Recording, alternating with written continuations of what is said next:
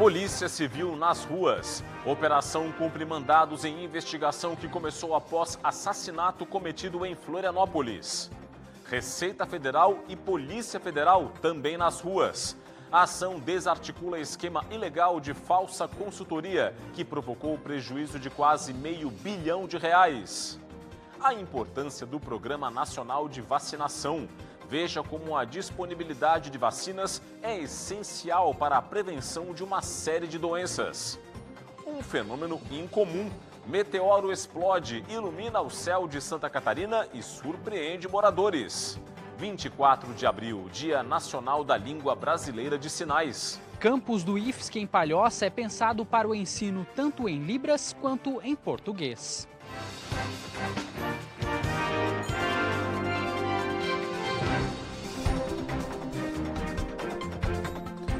Olá, uma boa noite para você. O Band Cidade desta quinta-feira começa com uma grande operação deflagrada hoje pela Polícia Civil para combater uma facção criminosa. Parte das investigações começou com um assassinato ocorrido aqui na capital. Os detalhes com o repórter Gabriel Felipe. A operação foi deflagrada na manhã desta quinta-feira nas cidades de Florianópolis, Palhoça e São Pedro de Alcântara. O alvo são 17 integrantes de uma facção criminosa voltada para o tráfico de drogas que atua aqui no estado. As investigações começaram após o compartilhamento de provas entre a Delegacia de Homicídios da capital e a Delegacia de Repressão ao Crime Organizado da DEIC. A identificação dos criminosos ocorreu após um caso de homicídio na comunidade da Serrinha, em Florianópolis, em 2022. Na ocasião, um homem foi assassinado por vingança pelo líder de uma facção. No total, foram cumpridos 27 mandados de busca e apreensão expedidos pela Vara Criminal da região metropolitana da capital. Parte desses mandados foi cumprida nas penitenciárias de Florianópolis e São Pedro de Alcântara, onde estão presos líderes dessa organização criminosa. Além da Draco, a operação é uma iniciativa da Rede Nacional de Unidades Especializadas de Enfrentamento às Organizações Criminosas, coordenada pelo Ministério da Justiça e Segurança Pública. De Florianópolis, Gabriel Felipe, para o Band Cidade. A Receita Federal e a Polícia Federal deflagraram hoje também a Operação Forlands e desarticularam um esquema de lavagem de dinheiro do tráfico internacional de drogas. O dinheiro ilícito financiava até a construção de edifícios no litoral catarinense. Os policiais federais e os auditores da Receita Federal cumpriram 7 mandados de busca e apreensão expedidos pela Justiça Federal nas cidades de Itapema, litoral norte catarinense, e Curitiba, no Paraná. A ação foi um desdobramento da Operação Follow the Money, deflagrada em março do ano passado. Por meio de um sofisticado esquema de lavagem de dinheiro, os criminosos compravam veículos de luxo e caminhões, colocados em nome de laranjas e empresas ligadas ao esquema, além de investir na construção de prédios residenciais e comerciais no litoral catarinense. As unidades eram vendidas para terceiros ou transferidas para laranjas. O esquema movimentou mais de R$100 milhões somente em 2024. Os lançamentos do crédito tributário estão estimados em mais de R$30 milhões. Outra operação, tanto da Receita quanto da Polícia Federal, foi a fase ostensiva da Obsidiana. O alvo é uma falsa consultoria que aplica golpes com prejuízo de mais de R$450 milhões.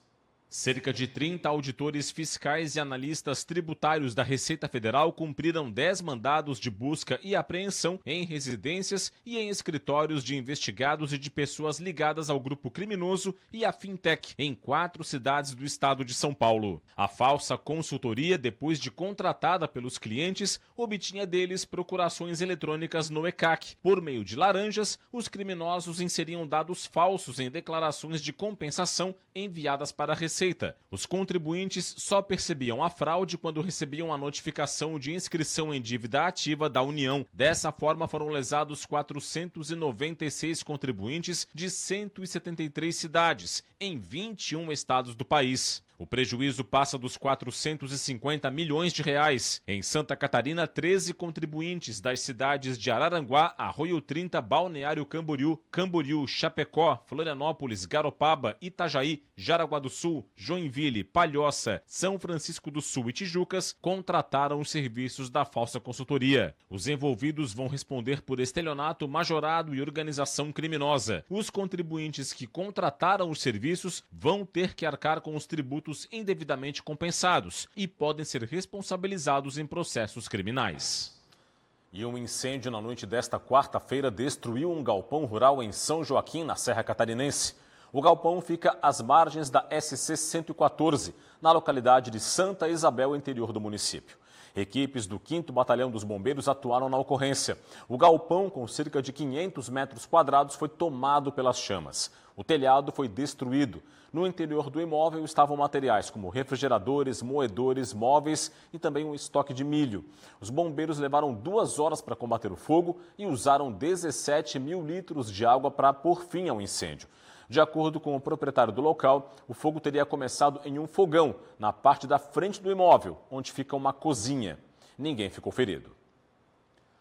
A seguir, o comentário de Cláudio Prisco Paraíso aqui no Band Cidade. Veja também como o Programa Nacional de Imunização ajuda pessoas das mais diferentes idades a estarem mais protegidas contra uma série de doenças. Detalhes na sequência, eu volto em instantes.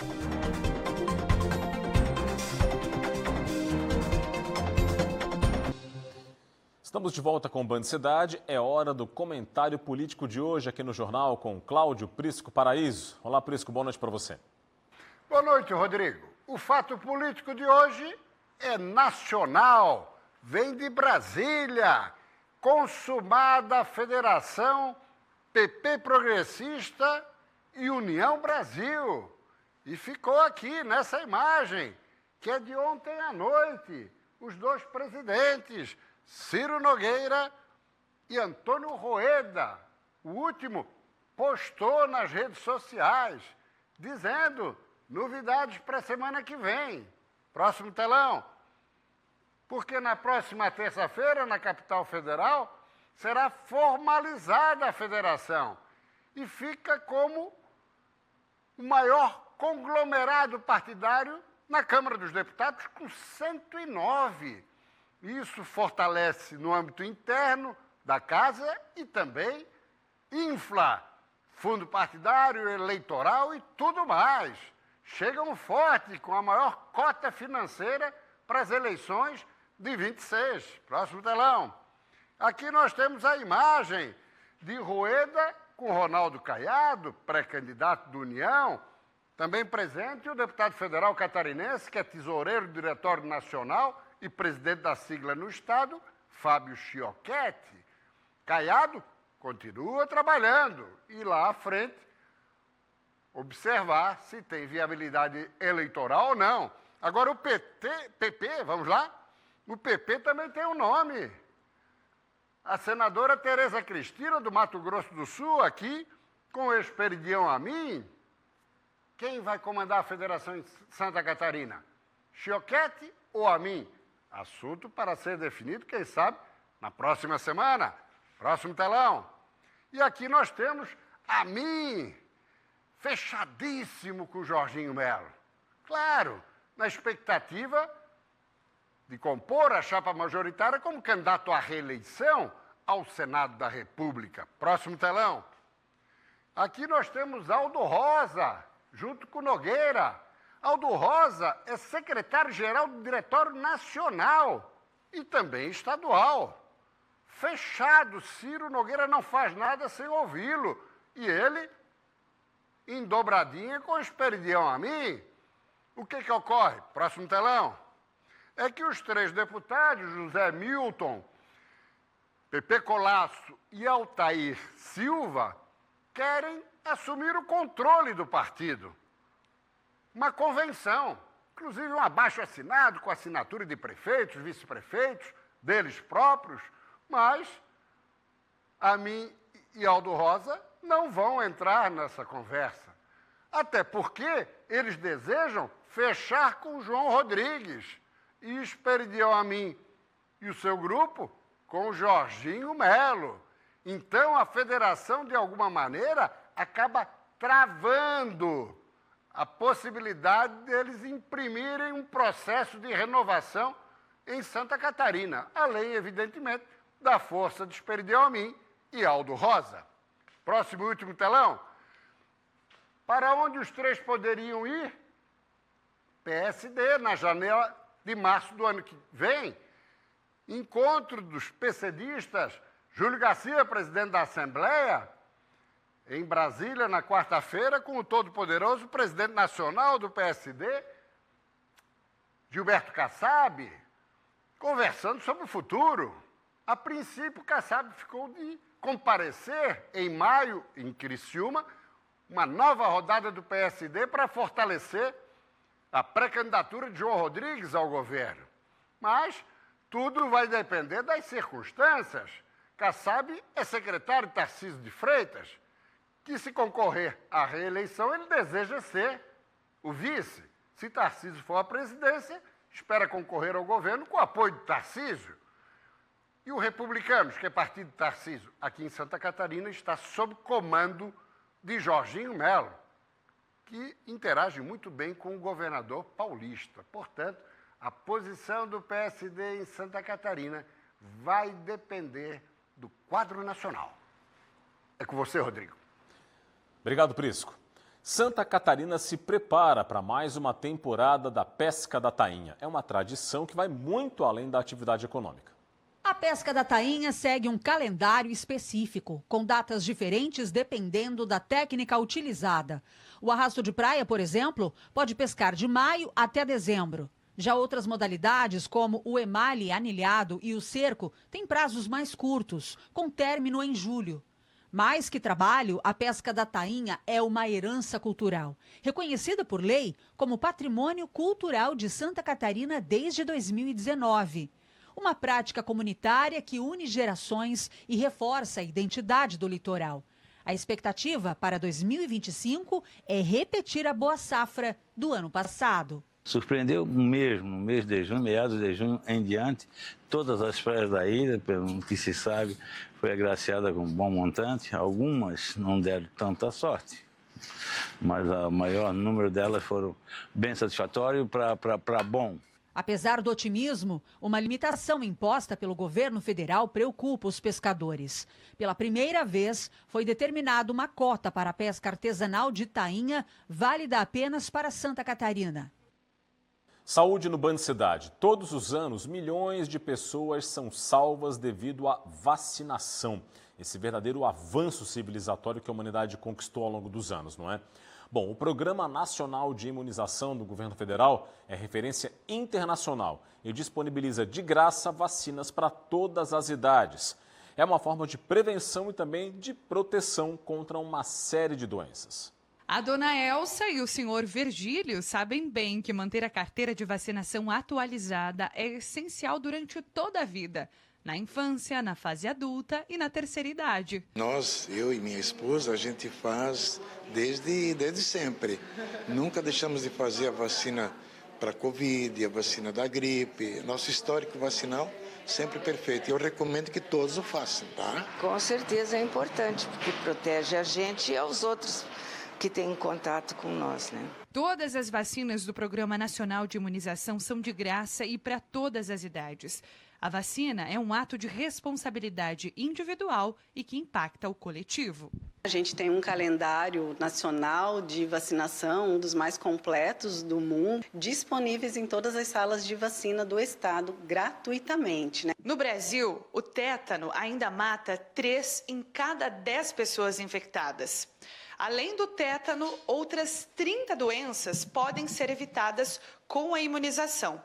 A cada minuto, 6 vidas são salvas com a vacinação. A gente precisa ter o esquema completo, conforme as indicações do calendário, para estar devidamente protegido. Por meio da vacinação, que a gente tem a proteção de diversas doenças, né? Então, doenças, inclusive, algumas mais graves, outras que podem ocasionar grandes surtos, doenças que a gente já está em eliminação ou em controle. Então, a gente precisa, sim, estar se vacinando nossos entes queridos, protegendo a população. A seguir no Band Cidade, os destaques do esporte e veja também no Dia Nacional da Língua Brasileira de Sinais, ou melhor, de sinais, isso mesmo, nossos repórteres mostram como a Libras ajuda pessoas com deficiência auditiva a encarar os mais diferentes desafios em busca da qualidade de vida. Detalhes na sequência, já voltamos.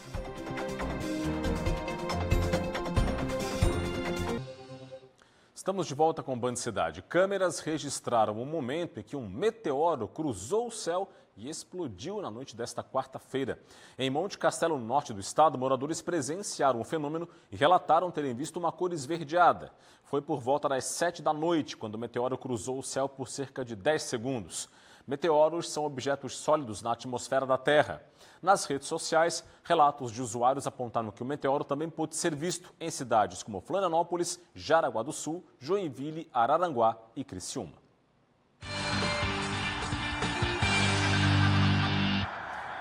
Depois de 2 vitórias consecutivas, a Chapecoense se prepara para mais um duelo pela Série B do Campeonato Brasileiro. A meta é vencer para consolidar a boa fase.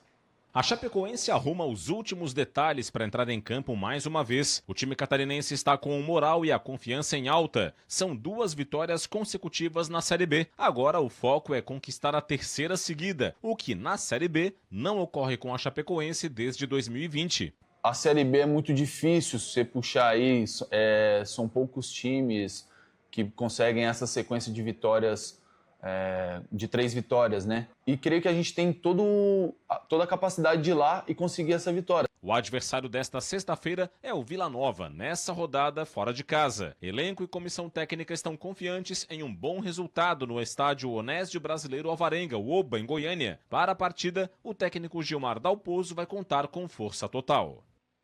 Já no Figueirense, que se prepara para mais um duelo pela Série C do Campeonato Brasileiro, o sinal de alerta está ligado quanto à fragilidade defensiva da equipe.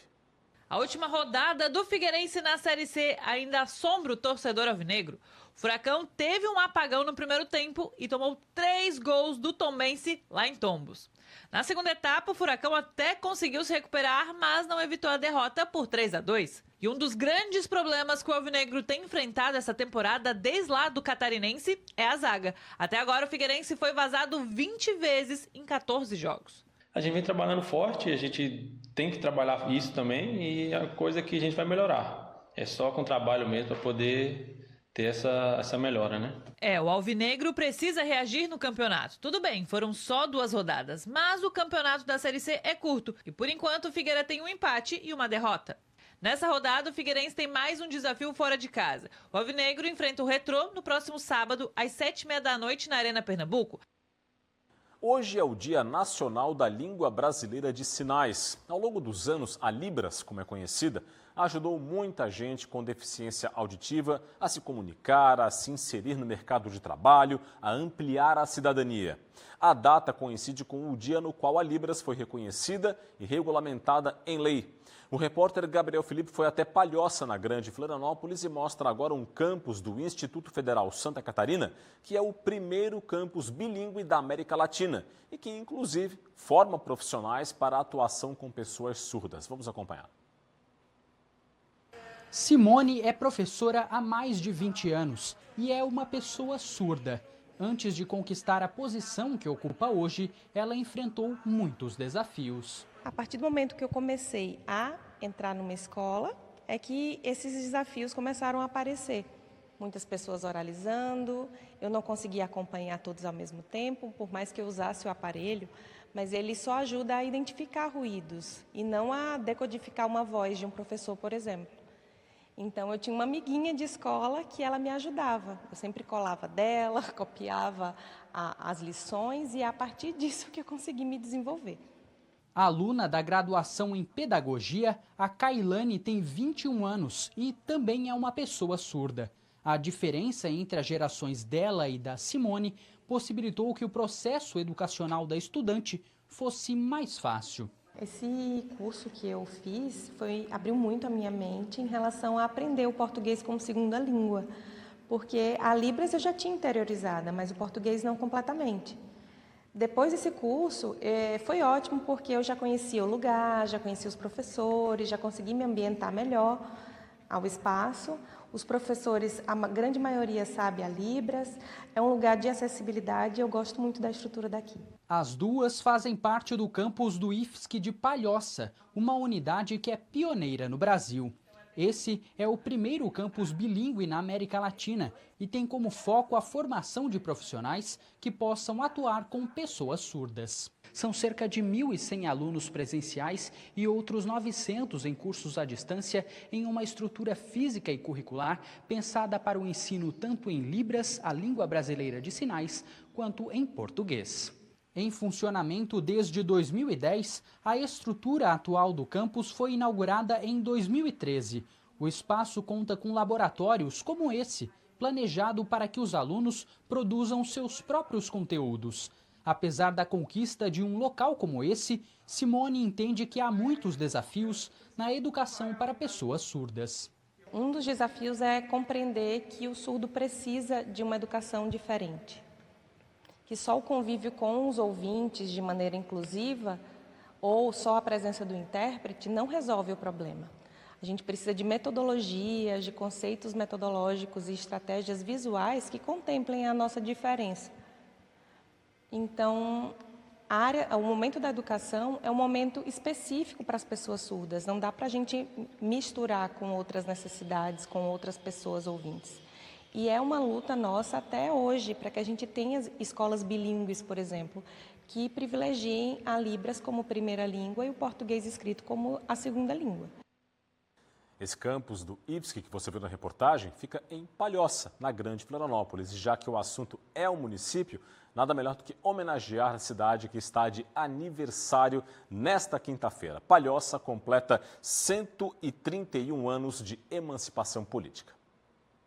Se pensar em praias, em Palhoça tem várias. Se quiser paisagens e muito verde, lá tem também. Muito mais do que bela por natureza, a cidade vem ganhando destaque no cenário nacional. É a 8ª em crescimento no Brasil, entre cidades com mais de 100 mil habitantes, dados do último censo do IBGE. Crescimento que vem impulsionado por investimentos em infraestrutura, inovação e desenvolvimento humano. Já está entre as 10 maiores economias de Santa Catarina. Um ambiente favorável para quem quer empreender. Os dados mostram que até fevereiro deste ano eram 45.500 empresas cadastradas, confirmando o dinamismo econômico local de Palhoça. O que alavanca também as taxas de emprego com carteira assinada.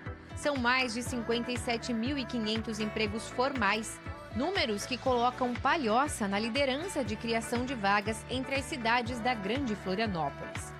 A cidade também é destaque na educação, no Índice de Desenvolvimento Humano, com uma trajetória marcada pelo crescimento sustentável e pela qualidade de vida da população.